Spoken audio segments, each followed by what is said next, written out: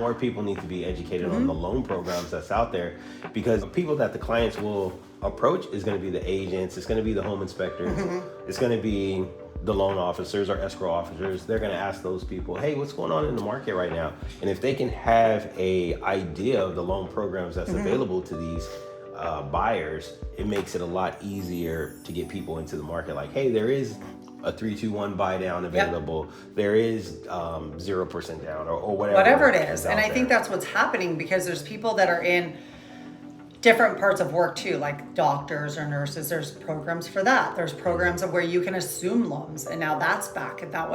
We haven't had to assume loans for a really long time, and now people can start assuming other people's loans. Like, I just had something happen where I listed a property, and another agent called me and said, hey, is there any way that your VA buyer can release his loan and my VA buyer can assume it?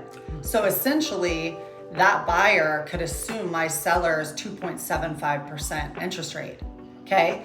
So that one didn't work out, but another seller or another buyer came in and wanted to do that, but then decided to instead take a seller credit, which we can get into too, because this is the really good thing right now. And I'll kind of go all over the place here, is there's nobody competing for these houses anymore. There might be 2 or 3 people looking at it, but they get time to think about it. They actually get to sleep on it.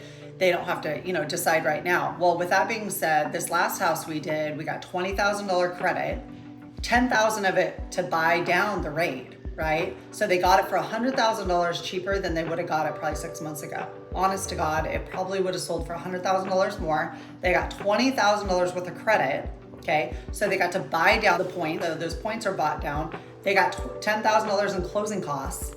We had to give them $5,000 for all the repairs. We fixed a lot of the stuff.